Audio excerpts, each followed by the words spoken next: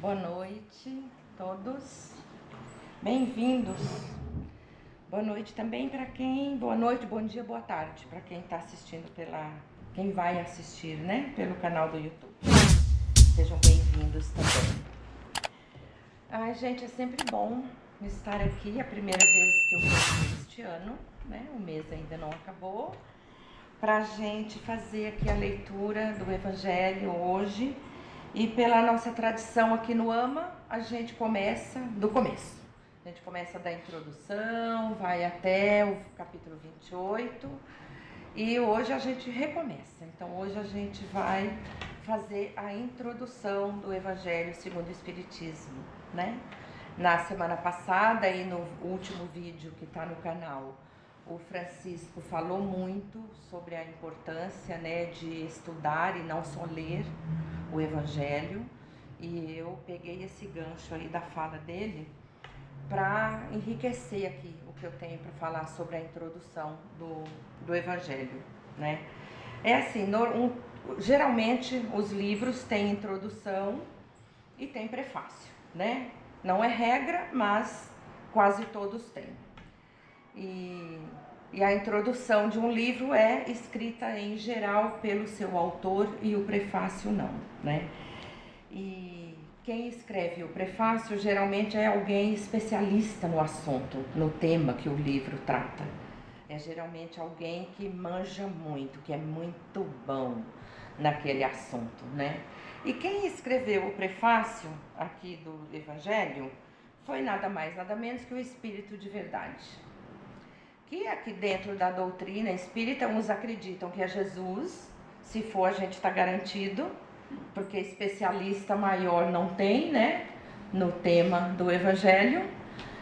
E outros acreditam que é um grupo de espíritos, o grupo que auxiliou Kardec, né, na construção da obra. Se for o grupo de espíritos, a gente está bem na fita também, porque são espíritos benfeitores que auxiliaram nessa construção.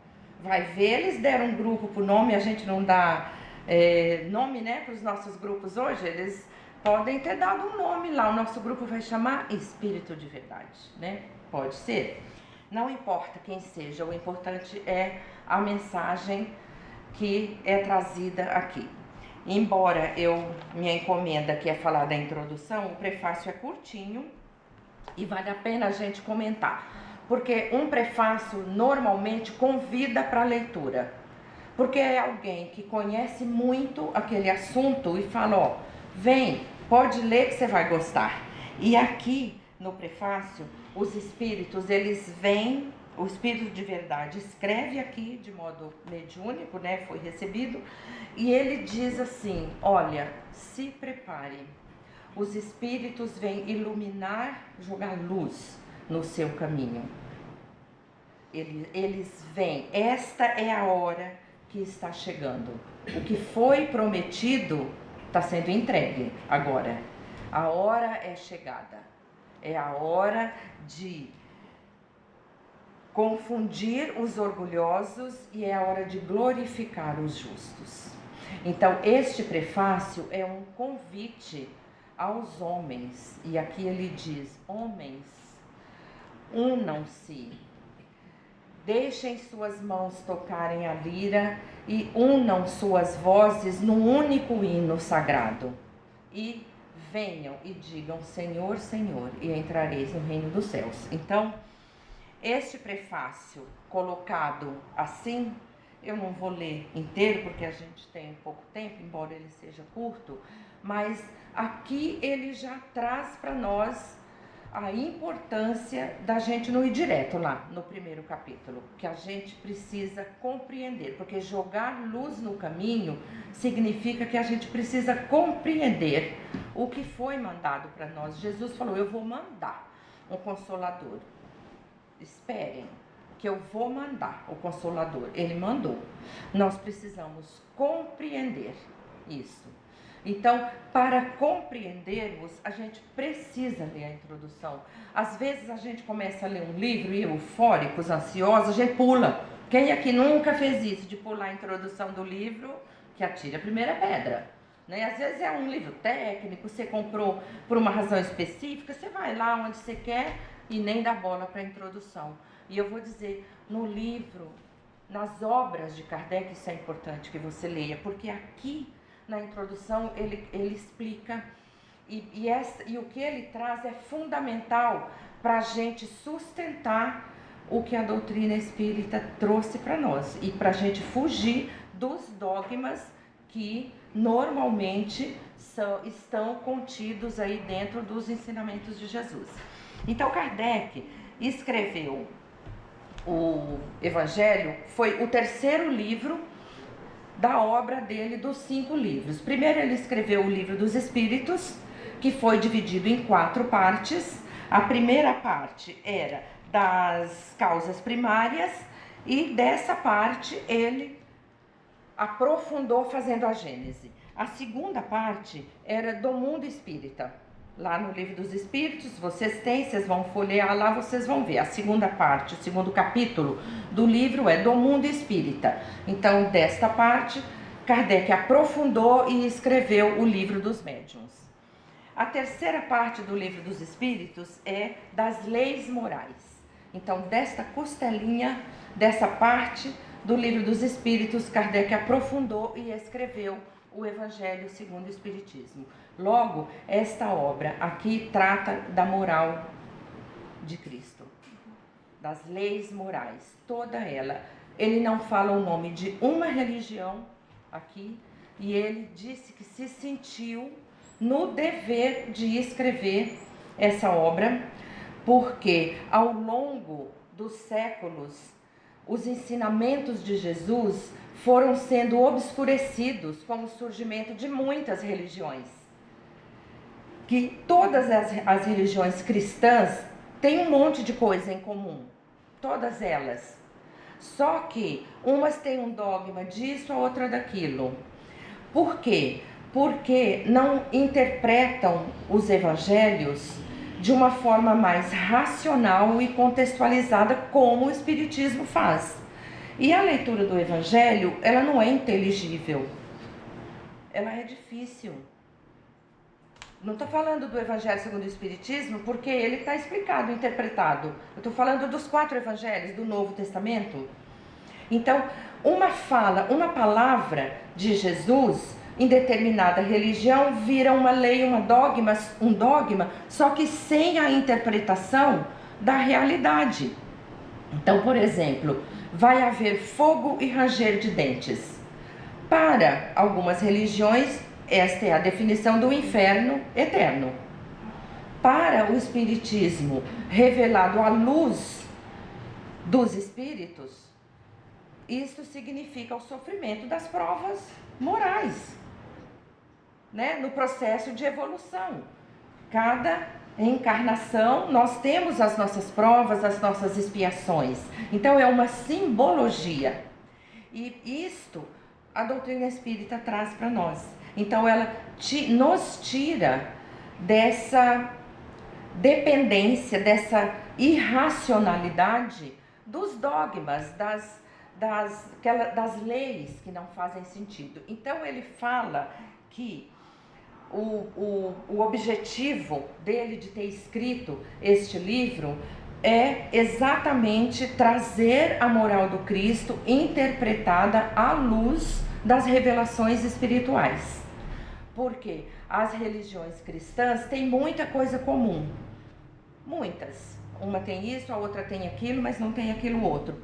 Mas tem uma coisa que todas têm: os ensinamentos de Jesus, a moral de Jesus. Isso é comum para todas as religiões cristãs. Então é preciso que a gente se apegue a isso para compreender de fato essa moral de Jesus, que ao longo dos séculos ela foi sendo obscurecida, esses ensinamentos foram sendo, né, de acordo com o interesse de cada um, ela foi sendo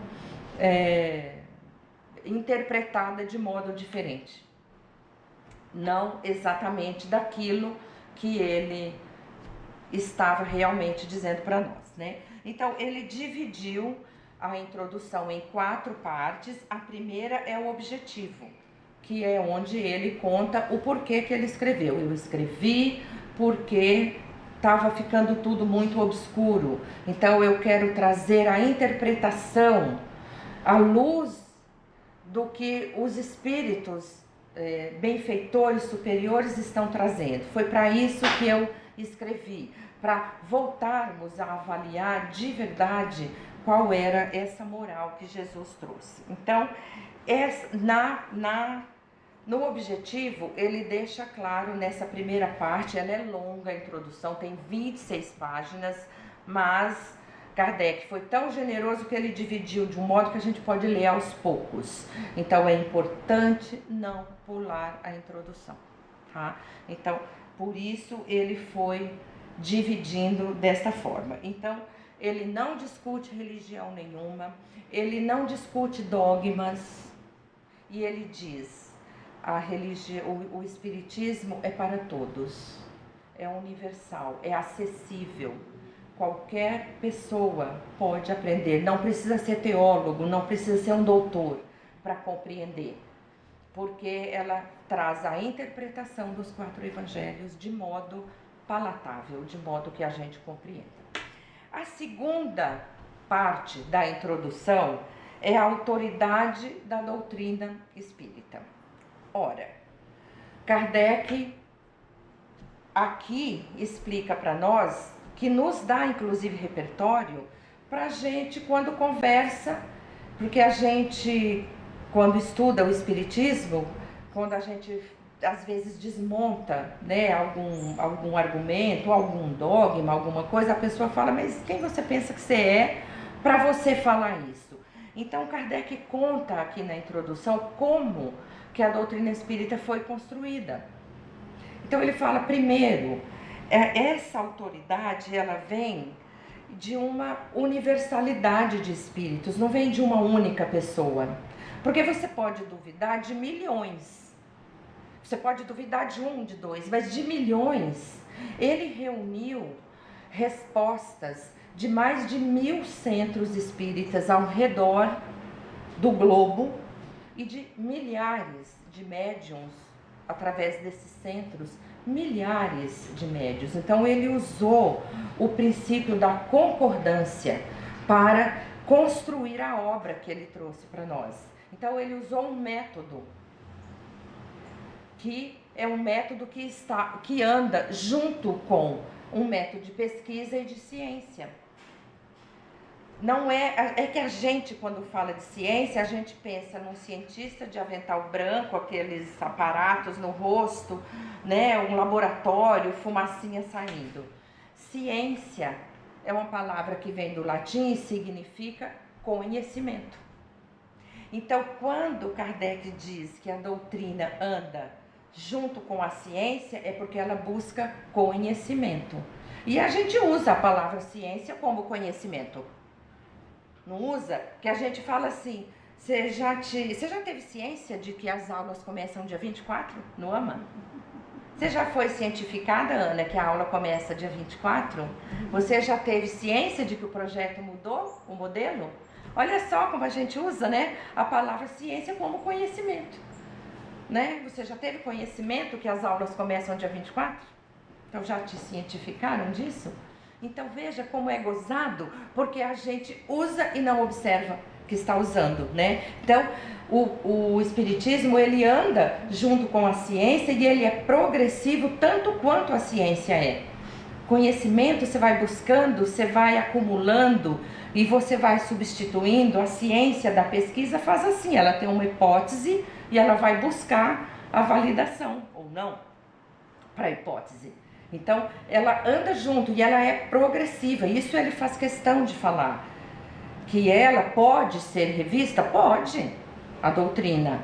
Desde que sejam usados os mesmos métodos, os mesmos princípios e critérios que tenha consistência, tanto quanto ela traz, né? E a ciência, como a gente conhece, tem trazido dia após dia provas e sinais claros de reencarnação, entre outras coisas. Eu tenho um sobrinho bisneto que tem 5 anos e anda pela casa com um terço.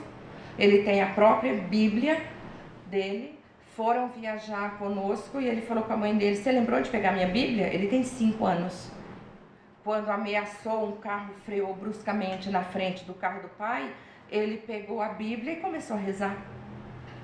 Segurando a Bíblia, não sabe ler direito, pegou a mão da irmã, pôs a Bíblia no colo e começou a rezar. Como você explica isso? De que modo? Então, a gente está caminhando para, cada vez mais, a gente encontrar, né, essas provas. Então, essa autoridade que a doutrina espírita tem é baseada nesses fundamentos, é baseada nessa pleiade de espíritos que trouxeram esse conhecimento para Kardec, que brilhantemente codificou e trouxe para nós. Não é personificada não é ele. Não é, o Velho Testamento é Moisés. O Espiritismo não é, tanto que ele mudou de nome, né, para assinar toda a codificação. Ele nem usa o nome dele, não é dele a obra, ele deixa claro que é dos espíritos. Então aqui, a autoridade da doutrina espírita, ele traz essas explicações que nos mostram por que de fato a doutrina espírita responde o que mais se aproxima da racionalidade, né? Porque a grande dúvida dele era, né, isso faz sentido à luz da razão? Se isso faz sentido ou não? Se não faz sentido, não tem por que a gente levar adiante. A terceira parte da introdução é notícias históricas, que é a minha parte favorita. Porque notícias históricas, que Kardec traz aqui nessa parte? Ele traz uma contextualização da vida de Jesus lá naquela época. É aí que ele fala que dogmas foram surgindo e obscurecendo os ensinamentos de Jesus, porque as religiões foram surgindo, pegavam uma palavra que Jesus falou e interpretava com anacronismo, à luz do que é hoje. O anacronismo na Bíblia é você pegar um elemento de hoje e fazer uma avaliação de 2000 anos atrás. Por exemplo, alguém aqui já assistiu a série The Chosen, da Netflix? Alguém viu? Sim. Vocês já viram a mochila que Jesus usa? Gente, aquilo é um anacronismo. Não existia aquele tipo de mochila, entende? Eles carregavam as coisas em sacos de couro, sacos de juta ou do tecido da época. Então, quando você avalia o que Jesus falou pelo seu olhar de hoje, você corre o risco de cometer uma falha tremenda. As línguas são vivas, elas mudaram de lá para cá, os vocábulos mudaram, morreram palavras. A gente não tem como interpretar se nós não formos até lá. Então aqui nessa parte, ele fez praticamente um dicionário com palavras que nos ajudam a compreender aquelas revelações, aqueles ensinamentos de Jesus. Então vocês calculam o que Jesus passou com aquela moral elevada, trazendo aqueles ensinamentos numa sociedade absolutamente materialista daquele tempo, perseguido por saduceus, fariseus, que aqui ele explica quem era quem, por que uns perseguiam Jesus mais que os outros. Então, ler a introdução, estudar a introdução facilita a gente responder a pergunta que Kardec fez: isso faz sentido à luz da razão? Porque a gente passa a compreender exatamente naquele contexto. Então, nesta parte aqui, ele contextualiza e traz um verdadeiro dicionário das palavras que eram mais comuns naquela época. E a quarta e última parte da introdução, ele fala de Sócrates e Platão. São 11 páginas dedicadas a Sócrates e Platão. Das 26 da introdução, olha o tamanho do espaço que ele dedicou aos dois. Por quê? Porque também ajuda a legitimar tanto o cristianismo como o que a doutrina hoje traduz para nós. Porque Sócrates e Platão viveram há 400 anos antes de Cristo e já traziam verdades que Jesus revelou 400 anos depois. Então, lá na Grécia, naquele cenário, eles falavam da vida, acreditavam na vida após a morte, na continuidade da vida, acreditavam que o espírito, a alma, como eles falavam, precedia o corpo, ou seja, numa criação divina, num algo muito maior que cria o espírito, né? Eles chamavam de alma. Então, eles condenavam veementemente o materialismo excessivo, né? A materialidade excessiva, e eles pregavam que tinha uma espécie de julgamento, dizia Sócrates e Platão, que de acordo com as suas atitudes aqui, ia contar ponto na sua vida futura. Olha quanto ensinamento que eles traziam, que conversa totalmente com o que Cristo trouxe, né? Então eles foram, sim, foram precedentes disso e trouxeram muita coisa. Então por isso que Kardec investiu aqui e trouxe esse material falando dos dois, porque isso também traz luz, legitima inclusive a doutrina espírita, não é? Que no fundo o que eles traziam era a prática do bem, da caridade, né? O amor ao próximo, que é o que todas as religiões têm em comum. Agora eu pergunto, quem conhece, pratica e vive o espiritismo, comete atrocidades como as que a gente está vendo na mídia? Como as que a gente viu em Santa Catarina? Agora, quem conhece a lei de retorno? Quem sabe disso tudo que Kardec traz aqui? Dessa evolução, dessa necessidade nossa de viver na caridade, na moral e no amor. Então, a doutrina espírita é sim aquela que nos coloca lá naquele cenário e nos ajuda a compreender de verdade, para que a gente receba esse presente, essa luz no nosso caminho, que é a luz que abre aqui os olhos dos cegos, como ele falou. Deixo aí essa reflexão para vocês. Eu jurei que eu ia falar em 20 minutos, mas passei um pouquinho. Então, perdão. Peço que a gente envolva a nossa irmã Rose para que ela traga a mensagem aqui do Mentor da Noite. Seja bem-vindo, irmão. Gratidão por essa alegria que eu sinto, pelo acolhimento a todos nós, por esta casa tão gostosa de estar, tão abençoada.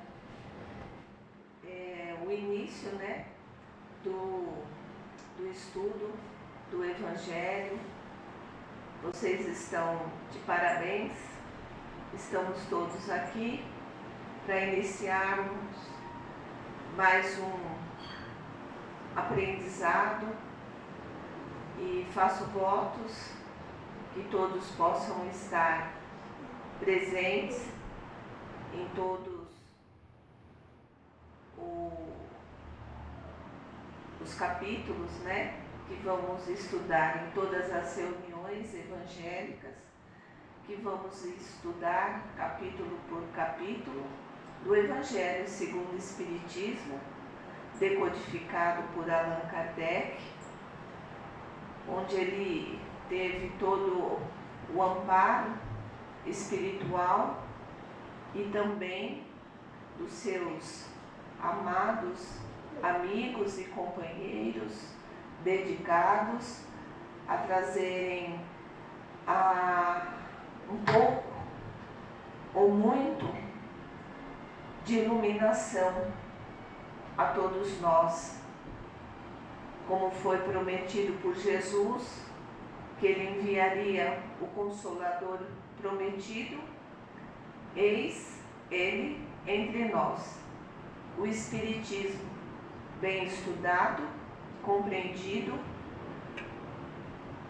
onde todos nós aqui já possuímos o discernimento para entender que é importante estudar, refletir sobre cada item que será apresentado, e que bom que podemos aproveitar em conjunto com um explanador preparado, como nossa irmã aqui, que estudou, se preparou e com muito otimismo e capacidade trouxe para nós a introdução desse belíssimo livro, desse iluminador de consciências, desse iluminador, diria, de vidas, desse clareador de uma moral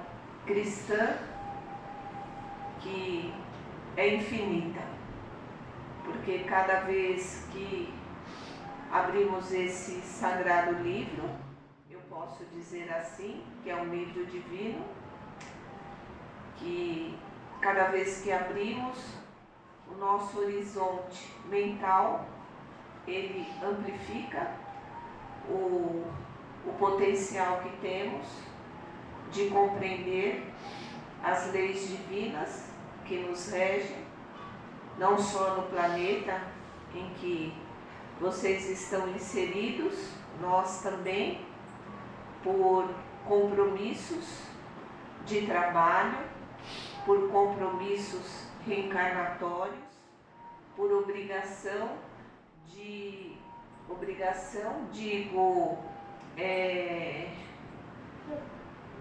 por opção de auxiliar os irmãos aqui presentes, os irmãos que estão encarnados e desencarnados, mas que fazem todo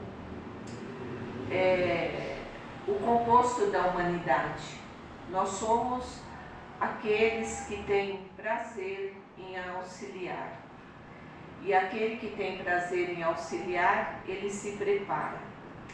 Então, estamos em boas mãos, como disse a nossa companheira de estudo, que estamos bem orientados, estamos amparados por Jesus e temos só a agradecer participando, porque só louvar, ficar só na contemplação desse espírito tão nobre que esteve entre nós, não nos faz pessoas melhores, né? Ele mesmo disse que o exemplo é o Pai, que devemos seguir como exemplo e modelo o Pai, né?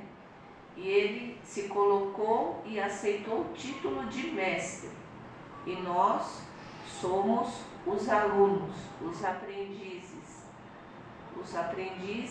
gratos, os aprendizes que tem momentos que choramos, porque recebemos tamanha dádiva desse ser tão iluminado, que para mim, eu confesso, falta palavras para descrever esse espírito que nós chamamos de Jesus, né?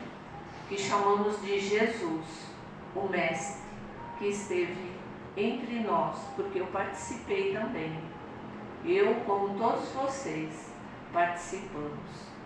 E agora estamos aqui, dizendo para Ele que queremos sim aprender, contribuindo, aprender iluminando a nossa consciência e a consciência daqueles que fazem parte das nossas vidas. Todos fazem parte das nossas vidas. Somos irmãos, o Pai e nós somos um. Jesus disse: eu e o Pai somos um. O Pai é para todos nós, é o Pai, Ele é nosso Pai. Jesus é o nosso irmão. Então somos irmãos, meus irmãos. E sou muito feliz, muito alegre, muito contente por estar aqui com vocês e amo essa doutrina. Tenho uma profunda paixão por essa doutrina que iluminou meus caminhos, que me trouxe a certeza de uma vida melhor, promissora, um futuro esplêndido que hoje eu vivo. Posso dizer para vocês que hoje eu vivo um futuro esplêndido, porque eu sou um homem de bem.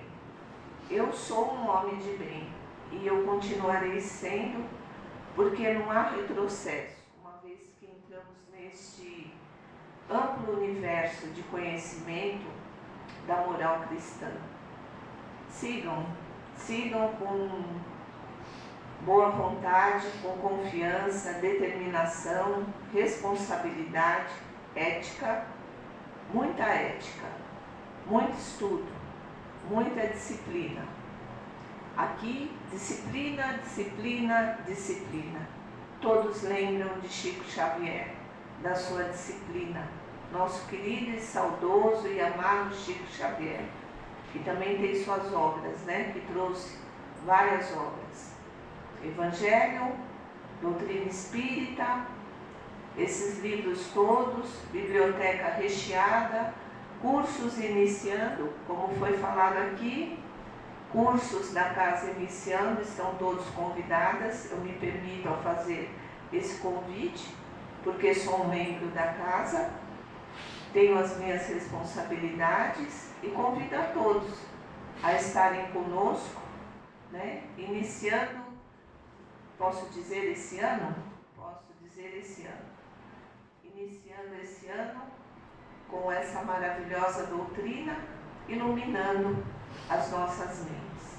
Encerro por aqui, agradecido pela oportunidade e um abraço fraterno a todos.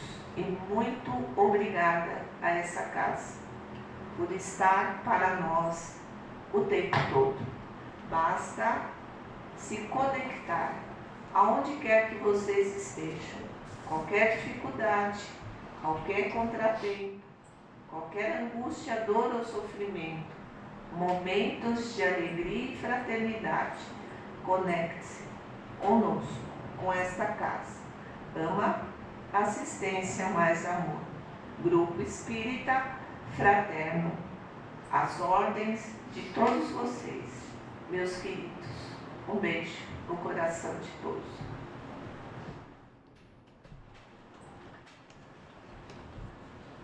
Muito obrigada, irmão.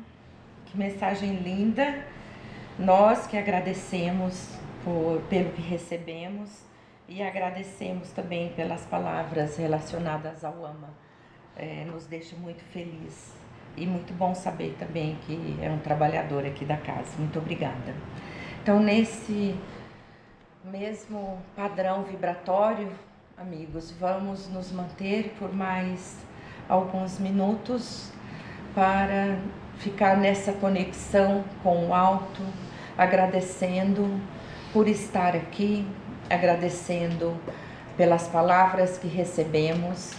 Somos muito, muito felizes de podermos aprender e de estarmos sempre diante de algo que se abre e nos leva até Jesus.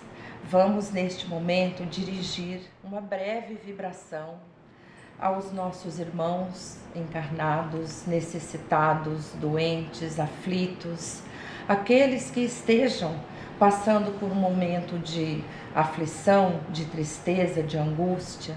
Vamos pedir ao alto que interceda por todos, que tire as dores, que tire a depressão, que tire a angústia, que traga entusiasmo, que traga vontade de viver. E que todos esses irmãos em Cristo sintam-se tocados neste momento pelo que vem do alto, essa energia salutar que toca sobre nossas cabeças. Vamos vibrar por nossa casa, como já foi lindamente exaltada, vibrar por toda a redondeza, vibrar pelos homens de bem vibrar pela humanidade, que ela se restabeleça no amor de Cristo e que ela sinta a responsabilidade do caminho que veio aqui para fazer. Vamos doar neste momento a nossa melhor parte, deixando aqui no centro da sala, e que a espiritualidade leve aos rincões mais distantes, mas leve a nossa melhor porção de amor, que seja entregue àquele irmão que esteja mais carente neste momento. Agora vamos nos preparar para receber o passe espiritual que será derramado sobre nós em forma de luz, de cura, de amor e de muita, muita harmonia.